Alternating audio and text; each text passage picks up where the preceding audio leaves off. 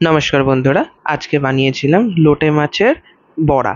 তো এই লোটে মাছের বড়াটা তোমরা ডালের সঙ্গেও ভাজা হিসেবে খেতে পারো কিংবা গরম ভাতে ঘি দিয়ে মেখেও খেতে পারো, দুর্দান্ত স্বাদের লাগবে।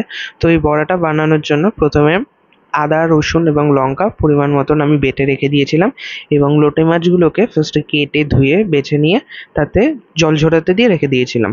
এরপরে ওই লোটে মাছগুলোকে এবার ম্যারিনেট করে নেবো। তো ম্যারিনেট করার জন্য কিছুই না, মাছগুলোকে ম্যারিনেট করতে প্রয়োজন মতো নুন, হলুদ, ঝাল লঙ্কার গুঁড়ো আর ওই আদা রসুন আর লঙ্কা বাটাটা, আর দেবো আমি 2 চামচ কর্নফ্লাওয়ার। আমি এখানে 300 গ্রামের মতন মাছের জন্য 2 চামচ, ছোট চামচের 2 চামচ কর্নফ্লাওয়ার ব্যবহার করেছি। আর ব্যবহার করেছি একটা ডিমের কুসুম।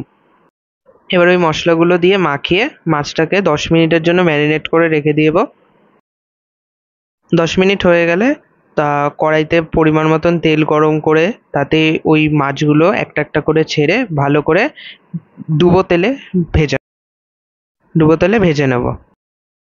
মাছগুলোকে একদম লো টু মিডিয়াম ফ্লেমে ভালো করে ভেজে নেব। মাছগুলোর গায়ে ভালো কালার চলে আসলে এবং মাছগুলো ভালো করে ভাজা হয়ে গেলে এক একটা করে তুলে নেব। ব্যাস, তাহলেই মাছগুলো তুলে নিলেই তৈরি হয়ে যাবে লোটে মাছের বড়া। এগুলো আপনারা বিকেলেও ইভিনিং স্ন্যাক্স হিসেবেও সসের সঙ্গে খেতে পারেন।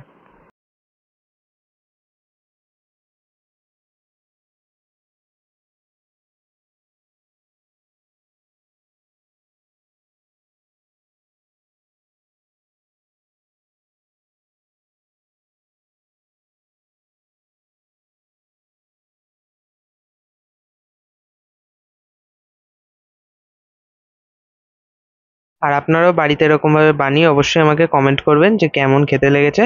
আর ভিডিওটি ভালো লাগলে অবশ্যই লাইক, শেয়ার, কমেন্ট এবং সাবস্ক্রাইব করে দেবেন।